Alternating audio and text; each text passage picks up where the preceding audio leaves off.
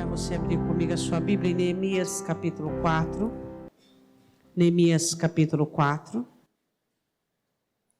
Vamos ler o 10 para que possamos fazer dele a chave do nosso texto. Neemias capítulo 4, versículo 10.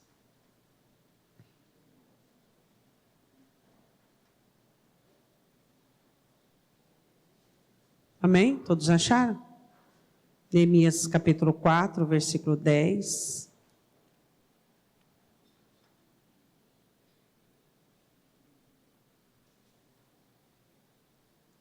Então disse Judá: já desfaleceram as forças dos carregadores, e o pó é muito, e nós não poderemos edificar o muro. Podemos assentar.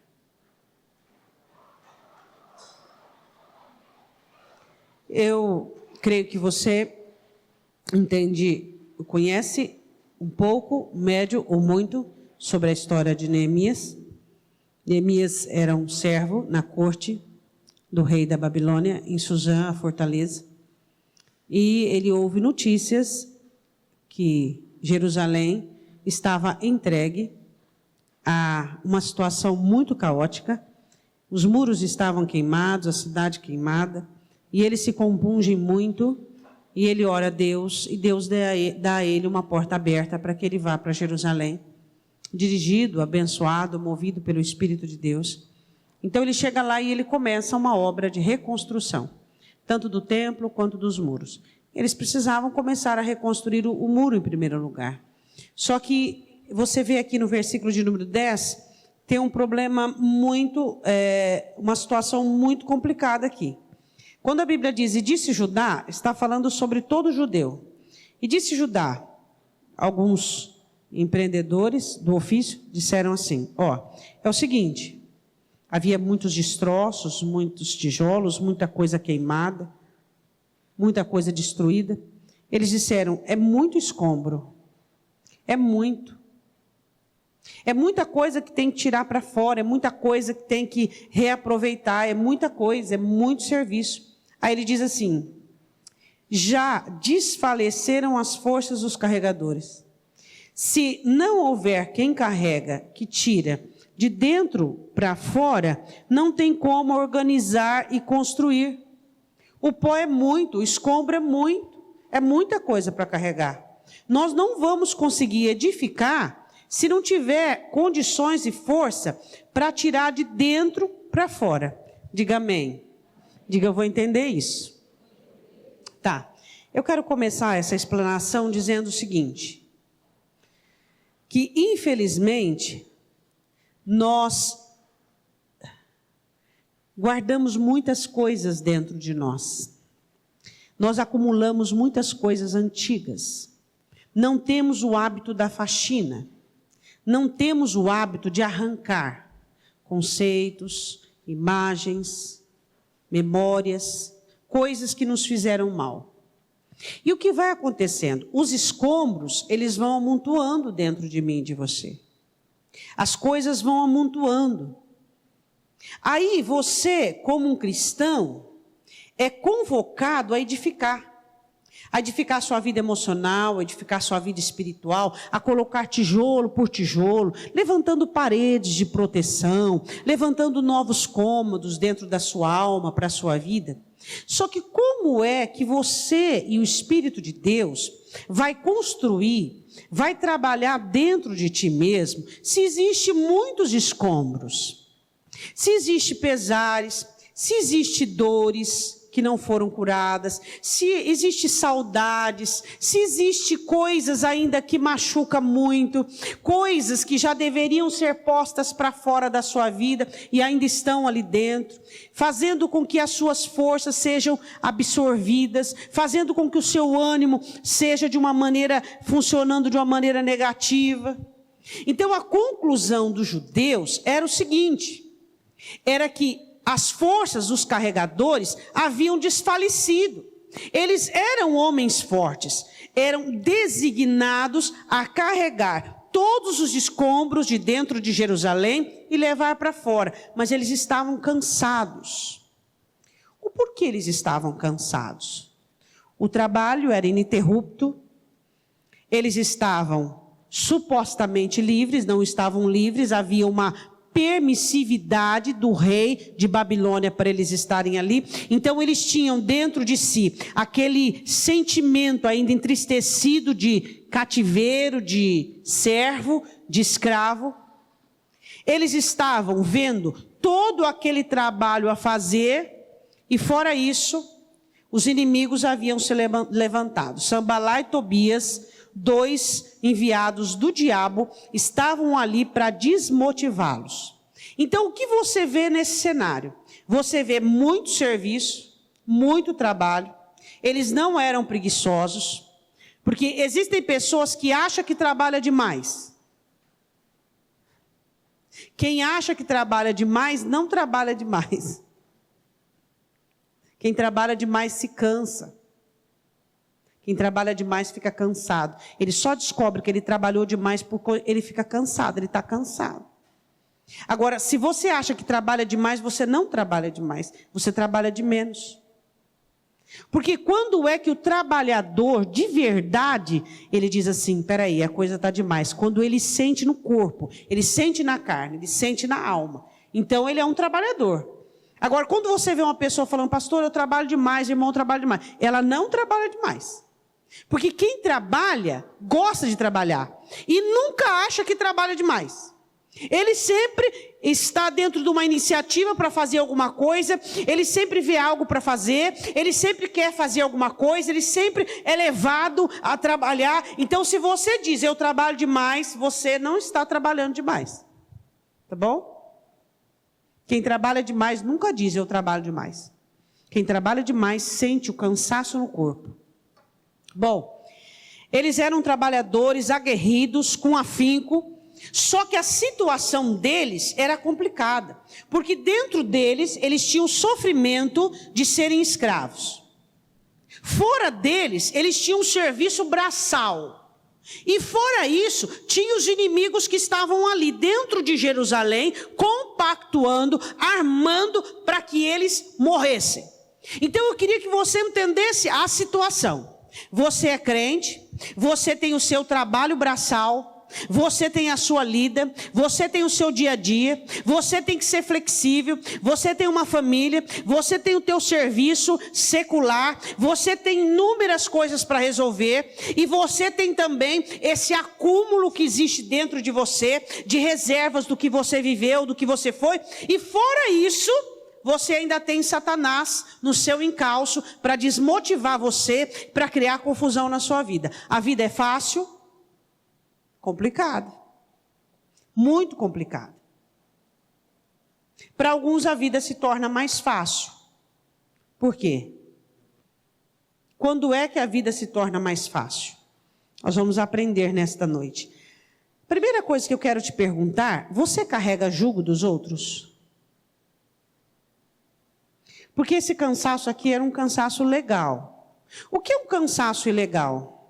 É quando você se cansa por algo que não está na sua alçada a resolver. Você se desestimula, desanima, fica abatido por algo que não está ao alcance de suas mãos em fazer. Esse cansaço é ilegal.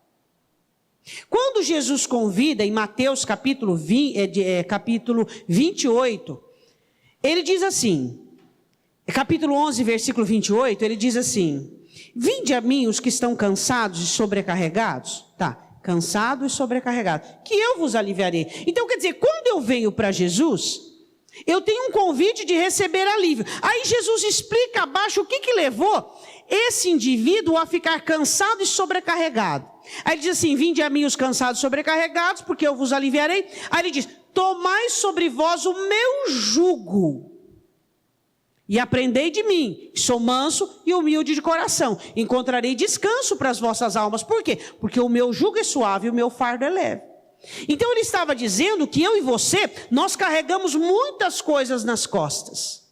Por quê? Porque nós tentamos assumir aquilo que é de responsabilidade alheia e trazemos para nós aquilo que é responsabilidade dos filhos, aquilo que é responsabilidade do cônjuge, aquilo que é responsabilidade de uma pessoa que você gosta, que você ama, você vai trazendo e colocando sobre a sua vida.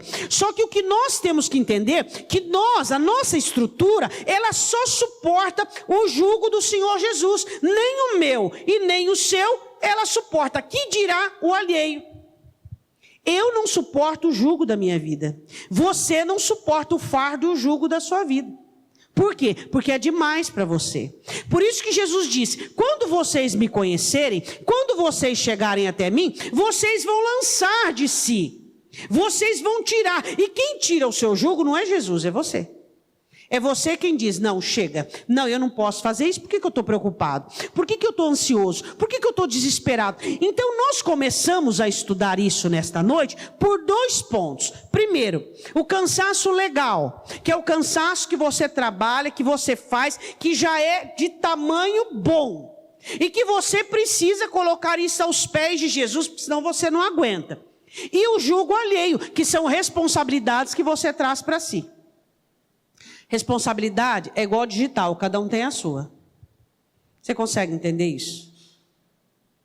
Você pode fazer algo pelo seu filho, pela sua filha, pelo seu cônjuge, a não ser orar e dar um conselho? O que mais você pode fazer? Agora, você pode sim trazer sofrimento para a sua vida, ficar sem dormir, começar a desenvolver doenças psicossomáticas, isso você pode.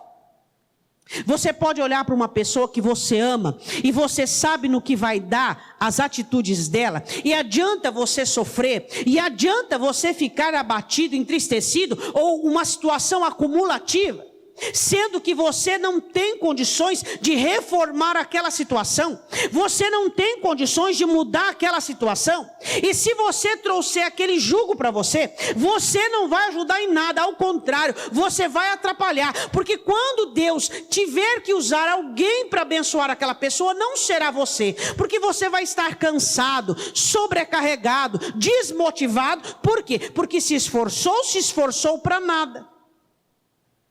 Como é que você diferencia entre estar empático à situação de uma pessoa e carregar o jugo dela? Quando você é empático a uma situação, você não sofre de uma maneira destrutiva. O seu sofrimento é saudável, é um sofrimento de misericórdia, de amor, que te leva a orar, que te leva a interceder. Mas quando o sofrimento de uma outra pessoa mina suas forças, faz com que você, eu me coloco no lugar dela, não faça isso. Porque você se coloca no lugar daquela pessoa, só que você não tem o poder de atitude daquela pessoa. Então você está fazendo errado, você não pode fazer isso. Você está se automutilando, você está provocando uma mutilação na sua vida. O que acontece com os crentes? Quando eles colocam sobre si jugos demasiados, eles colocam sobre si pesos que não conseguem carregar, eles não conseguem fazer a obra, eles não conseguem realizar o que devem realizar de uma maneira fácil, de uma maneira hábil. A minha vida, ela não é pesada, a sua vida não é pesada, porque o próprio Paulo escrevendo diz que Deus não nos deu além daquilo que podemos suportar. Então se eu estou numa estafa, se eu digo eu estou no meu limite, eu não estou aguentando mais, eu cometi algum erro. Porque aquilo que Deus me deu para eu desenvolver era a medida exata das minhas forças. De 3 coisas, uma aconteceu. Primeiro, eu posso estar carregando o jugo alheio, isso é uma evidência, isso é o primeiro erro que nós cometemos. Segundo, eu posso não estar respeitando o meu limite. Terceiro, e eu posso estar não colocando o meu problema aos pés do Senhor. Eu posso estar querendo fazer as coisas da minha maneira, do meu jeito e com as minhas forças. Forças desfalecidas. Eles eram homens trabalhadores. No capítulo 4, versículo 6. Porém edificamos um muro, e todo o muro se fechou até a sua metade. Metade do muro estava fechada, porque o coração do povo se inclinava a trabalhar. Pergunta para o seu irmão, você gosta de trabalhar? Deus gosta de pessoas trabalhadoras. Você sabia disso? Deus gosta de pessoas.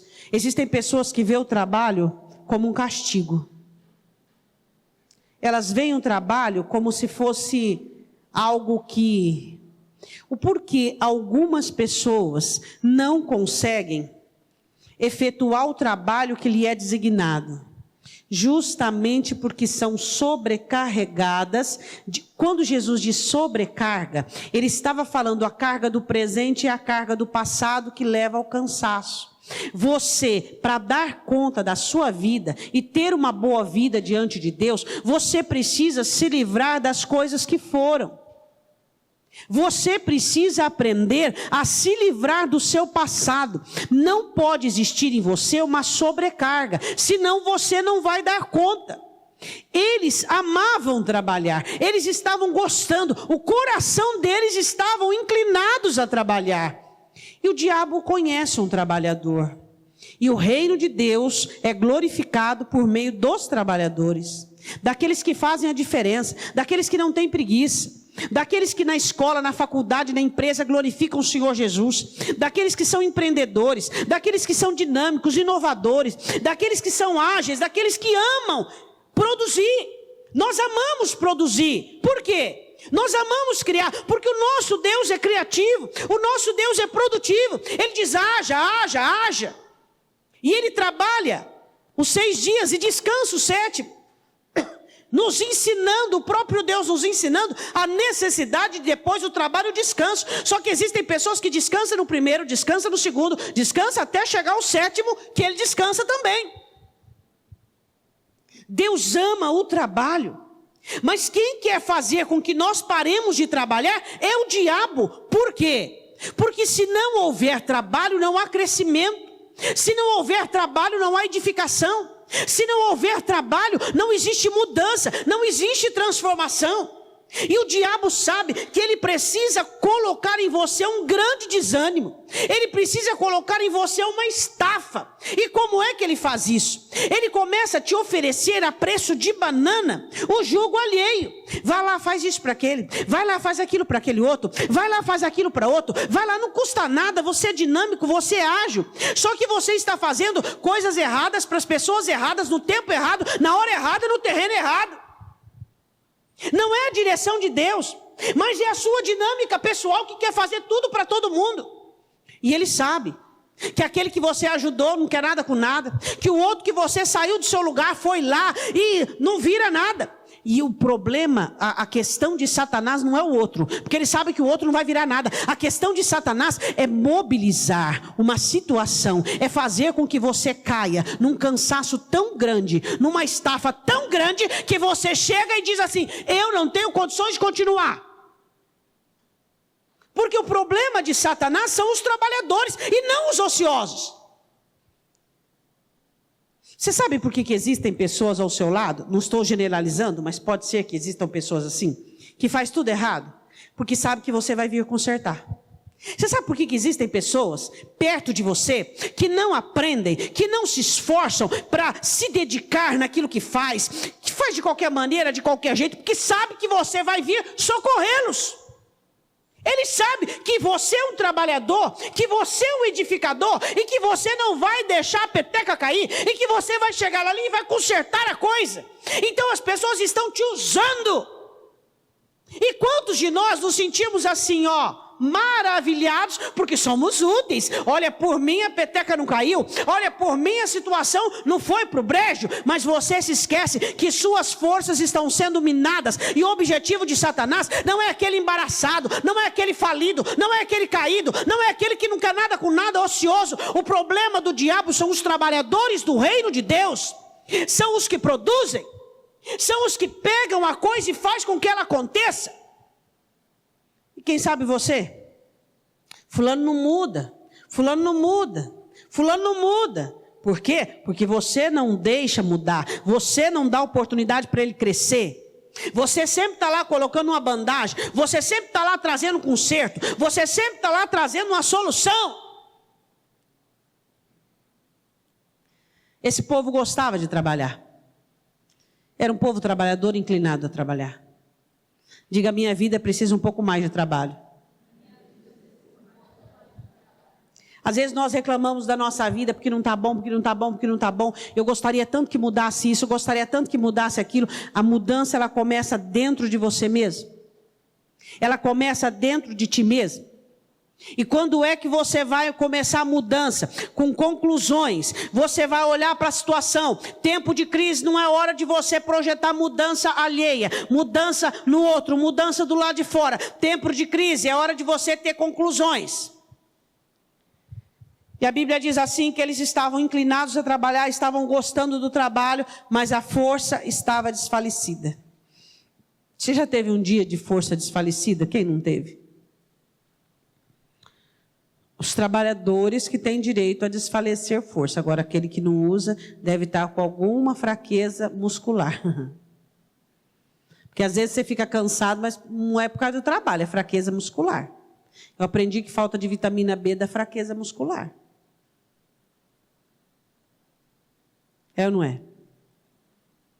Você é um trabalhador. Para você, trabalhador, existem dias em que as suas forças ficam desfalecidas. Aí você precisa analisar o que é que você está acumulando dentro de você. Você precisa analisar o que é que você acha que venceu, você acha que passou por cima. É aquela velha história do rio, lembra? Você olha para o rio assim, parece que a água está limpinha. Aí vem uma tempestade, mexe. Você fala, de onde veio essas águas turvas? É a terra que foi remexida lá de baixo e trouxe tudo para cima. Aí você analisa o seguinte. Você analisa coisas que você não venceu por completo. Você analisa o seu coxear. Jacó ficou coxo depois de lutar com o anjo. São nessas horas do cansaço que você percebe que as coisas não foram vencidas por completo. Porque você percebe uma estafa emocional, física e espiritual. Você percebe que a sua alma não corresponde às canções, não corresponde à palavra, não corresponde ao ânimo. Vamos lá! Davi tinha que falar para a alma dele, minha alma levanta, minha alma levanta. O cansaço físico, ele é complicado. Porque ele nunca é só físico. Ele vem do emocional. O que acontece com eles? Eles estavam estafados emocionalmente por causa do cativeiro, fisicamente por causa do trabalho e espiritualmente por causa do inimigo. O que acontece comigo e com você, que somos trabalhadores? O trabalho do dia a dia, a jornada do dia a dia, o nosso emocional por habitarmos no mundo, numa terra, por toda essa situação, e o nosso espiritual que é o inimigo do nosso encalço. A Bíblia diz assim, que eles disseram que o pó é muito. O pó é muito. Os escombros é muito. Você é um carregador? Você é um carregador? Você tem carregado as coisas de dentro para fora? Tirado, limpado, feito faxina? Ou será que você tem acumulado memórias, acumulado ressentimentos, acumulado experiências ruins, acumulado dores, acumulado desabores na sua vida? Todos nós precisamos ser carregadores. Todos nós precisamos tirar o pó. Todos nós precisamos tirar o escombro, mesmo que seja muito. Alguém passou na sua vida e detonou sua vida, derrubou muralhas, derrubou edificações. Você tem que ser um carregador. Você tem que pegar todo aquele escombro e levar para fora. Porque onde há escombro não tem como edificar. Você precisa se libertar. Todos nós temos que ser carregadores. Ou eu carrego escombro ou eu carrego jugo. Eu não posso ser um carregador de jugo alheio. Eu já tenho o meu escombro para carregar, para levar para fora, para limpar a minha alma. Quantas coisas que se caracterizam em hábitos nocivos para mim e para você.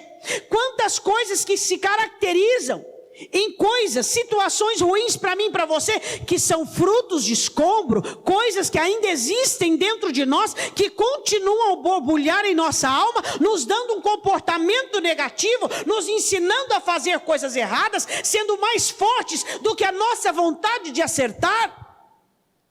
A Bíblia diz assim, Paulo diz assim, Eu quero que você não precisa abrir não, ou se você quiser, mas guarde Neemias. Em 2 Coríntios, Paulo diz uma coisa muito interessante. 2 Coríntios capítulo 11.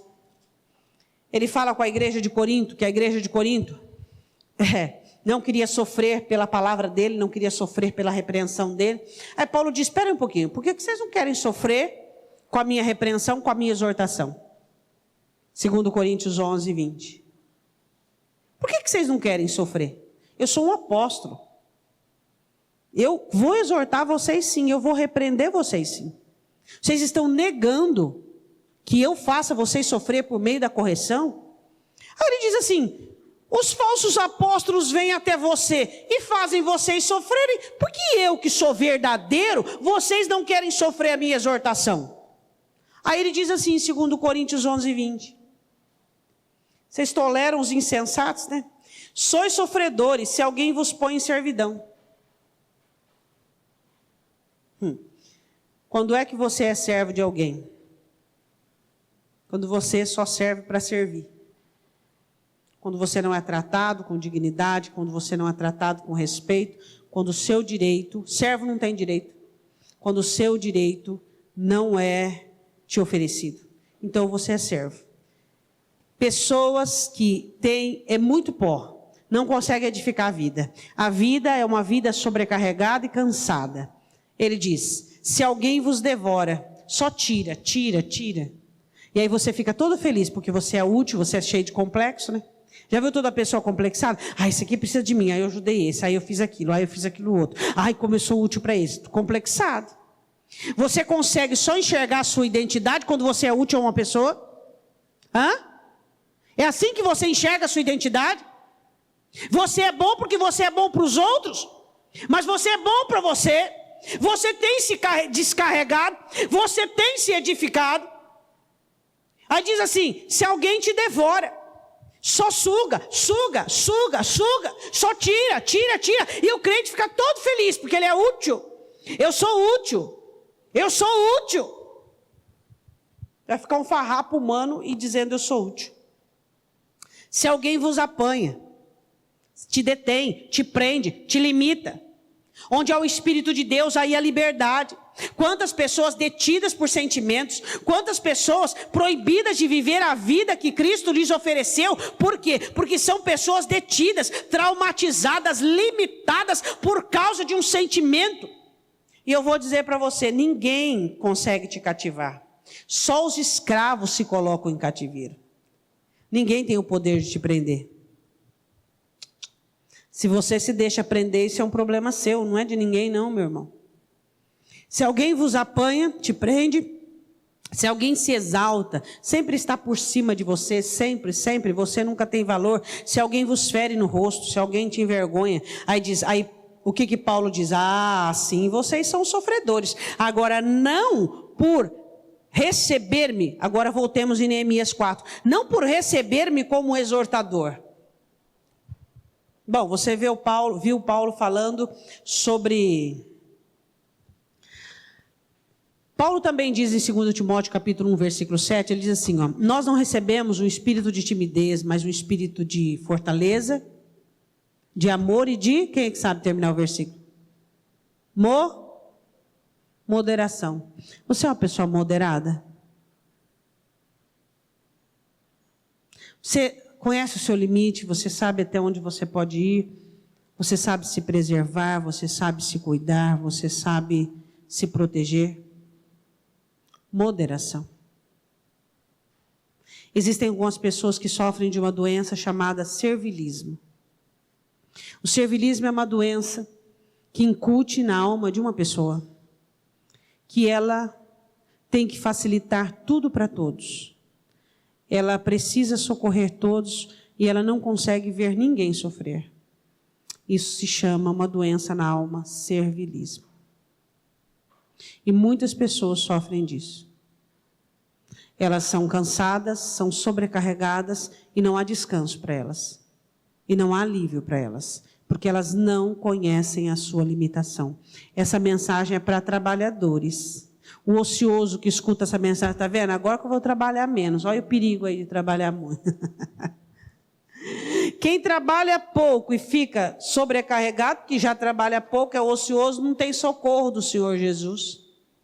Porque ele tem um cansaço ilegal.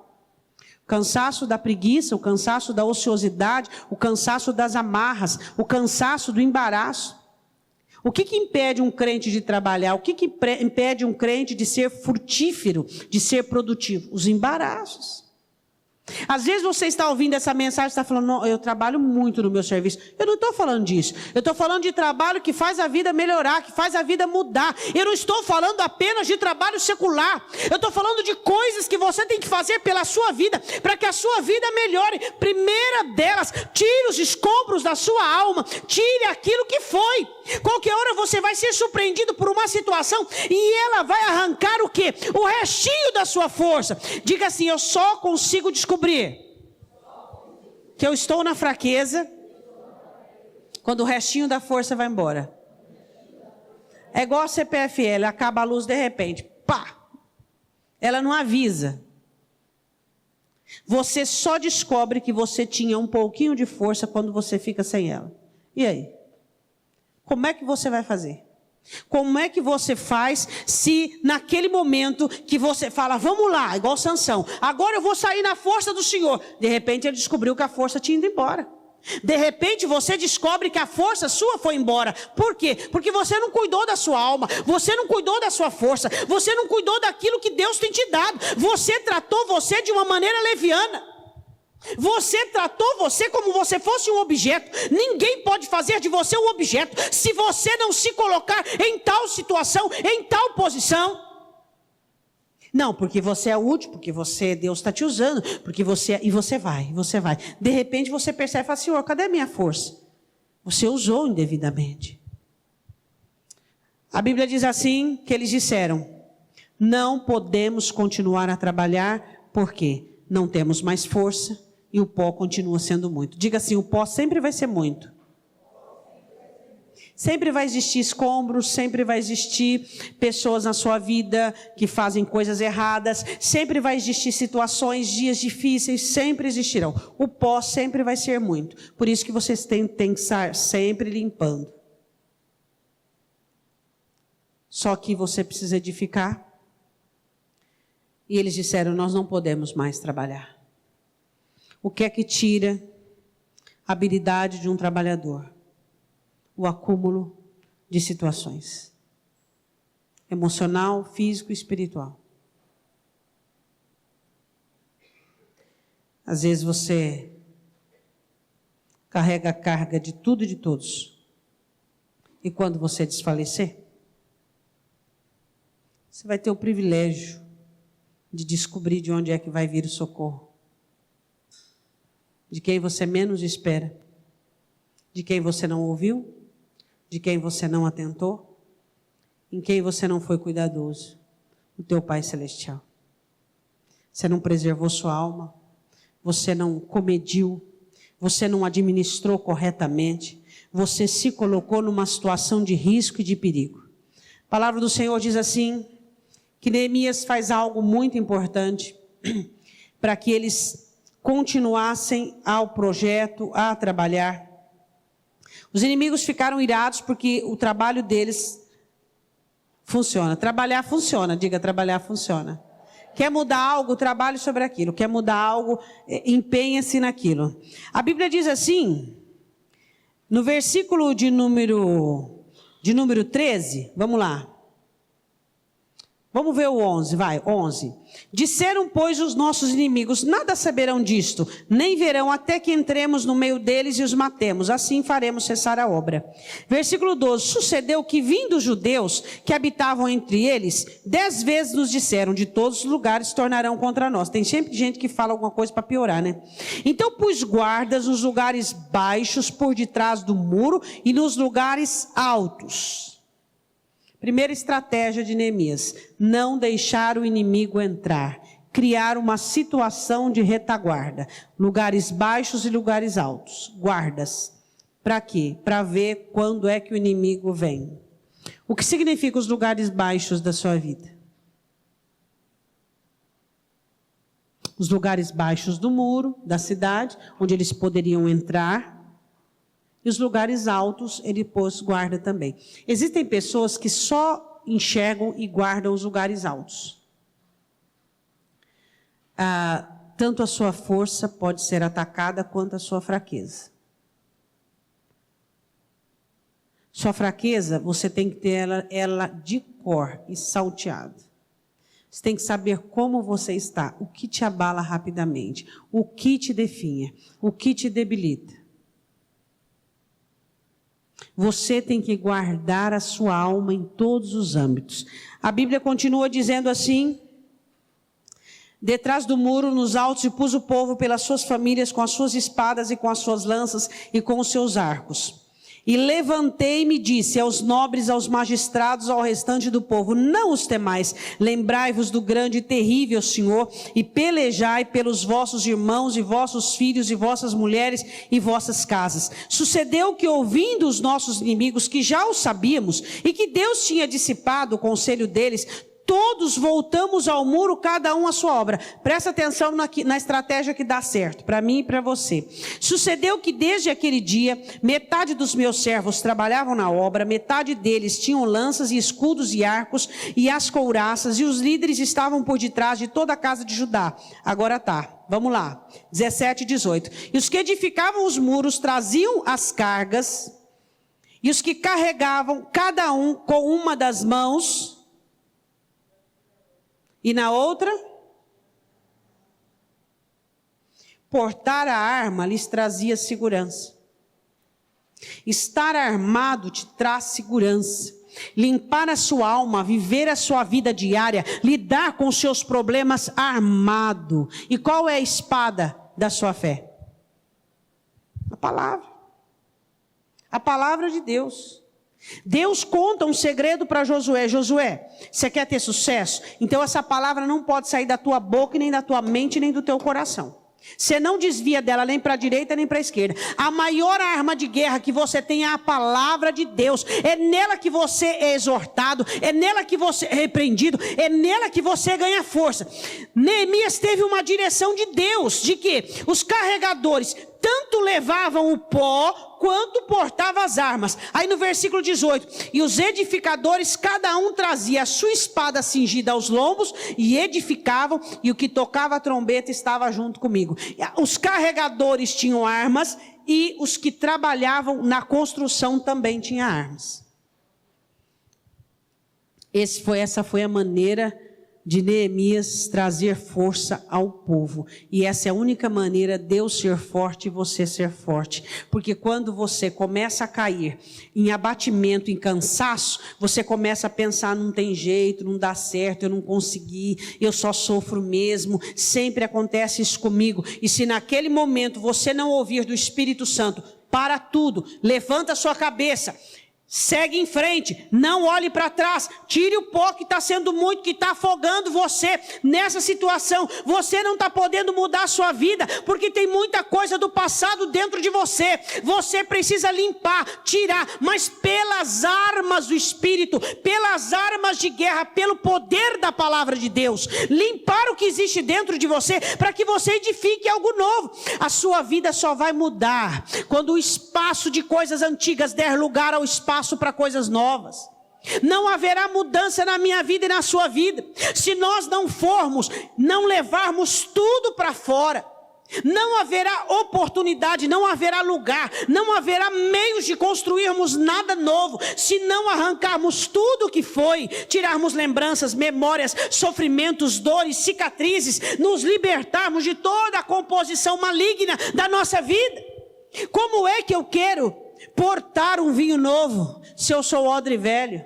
Como é que eu vou poder receber o novo de Deus, que fermenta, que vai precisar de flexibilidade, que vai precisar de um bom ânimo, que vai precisar de uma nova estrutura, se eu ainda estou envelhecido por aquilo que me aconteceu?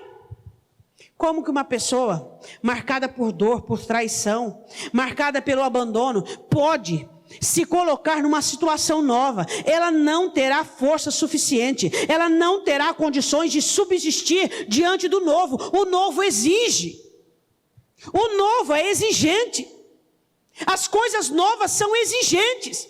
Se você quer mudar a vida, saiba Se você quer comprometer-se com o novo é exigente. O velho não exige nada. O velho, do jeito que você tá bom, porque ele vai te piorar mesmo. Então para ele não tem problema. Se você está na velharia da sua vida, na velharia de suas recordações, na velharia do que te aconteceu, problema nenhum, porque o velho não exige nada, ele só vai piorar. Mas o novo é exigente. O novo exigirá flexibilidade, o novo exigirá inteligência, o novo exigirá força, o novo exigirá administração, o novo exigirá habilidade de recomeço, de começar de novo. Quais são as duas maneiras de fazer o certo? Fazendo e fazendo de novo. São as duas maneiras de fazer o certo. Você faz, não deu certo, você faz de novo. Você vai fazendo, você faz de novo até dar certo. E para isso você precisa estar bem, emocionalmente, espiritualmente. Você tem que ter esse espírito de moderação. Você precisa entender porque você precisa fazer bem para si mesmo. Deus ama os trabalhadores. Deus quer que eu ame o trabalho e que você ame o trabalho. Deus não quer ver-nos detidos por nossos traumas, por nossas dores, por nossa angústia. Mas para isso você tem que limpar, você tem que tirar o passado, você tem que tirar o que foi, o que aconteceu. Pastora, como que eu faço isso? Com a comunhão com Deus. Com comunhão você se torna um carregador. Vamos embora, vamos tirar essa experiência negativa daqui. Vamos tirar essa dor daqui. Vamos tirar esse elo com pai, com mãe, essa situação, essa herança ruim, nociva daqui. Vamos colocar embora, vamos pôr para fora. A comunhão com Deus te habilita de ser um carregador. Porque o novo é exigente. Diga comigo, o novo é exigente. Todos nós queremos o novo, todos nós queremos crescer. Essa é uma característica espiritual de dentro de nós. Queremos melhorar, queremos ter tudo novo, queremos ter coisas diferenciadas na nossa vida. Só que o novo é exigente. O novo é exigente. Quero ler com vocês novamente o 10 para nós terminarmos. Então disse Judá: já desfaleceram as forças dos carregadores, o pó é muito, e nós não poderemos edificar o muro. Uma impossibilitação por conta do cansaço, do motim que o inimigo tem contra mim e você. Satanás anda ao teu derredor, bramando como um leão, buscando a quem possa destruir, tragar. Ele quer que você se canse, ele quer que você pare, ele quer que você desgoste, ele quer que você desanime. É só o que ele precisa. Para que o inferno faça perdedores, é só fazê-los parar. É só fazer trabalhador parar que ele se torna um perdedor. É só fazer alguém parar, estagnar, que ele se torna um perdedor. Satanás está desesperado para você desistir. Porque pelo fato de você desistir, você já entra na galeria dos perdedores.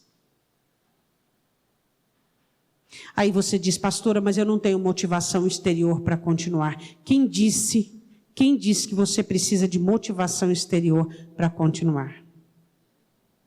A sua motivação, ela não vem do lado de fora. A sua motivação, o seu entusiasmo, a sua força, ela vem do céu para seu coração e para a sua alma. Não vem do lado de fora. Se você é alguém que caça motivação do lado de fora, você nunca vai estar motivado o suficiente. Sua motivação não vem de elogio de terceiros, não vem de aprovação de segundos.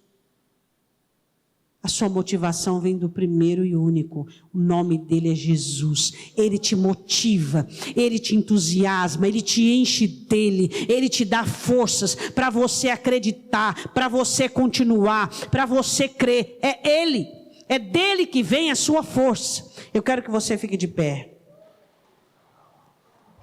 Eu só queria dizer uma coisa para você: cuidado com o cansaço. Não brinque com o cansaço. Não brinque. Você só vai descobrir que você está cansado ao ponto de querer desistir no último ato de força. O cansaço, ele não vai avisando: estou diminuindo, estou diminuindo, não. Você pensa que está no mesmo pique, você pensa que está no mesmo envolvimento, no mesmo poder. De repente, na sua última guinada, você fala: caiu energia. Pastora, para eu não chegar nesse estado, Sem força, o pó é muito e não posso edificar.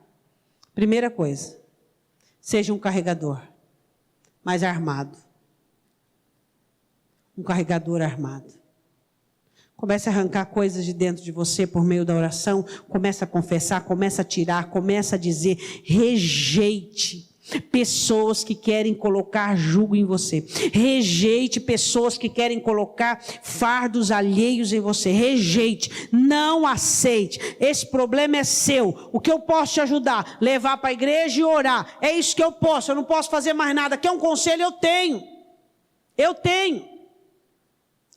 Quer o meu ombro para te carregar? Eu tenho.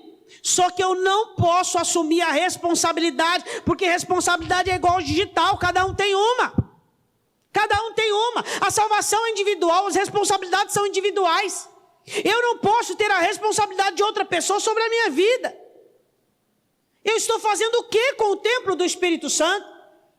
Será que eu não entendo o que é moderação? Será que você não entende o que é moderação?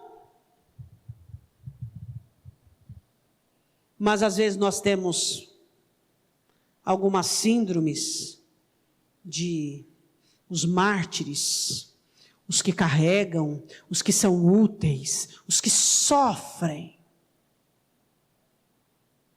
Quando é que você vai entender que isso não te dá nada? Que isso não é o que Deus tem para você?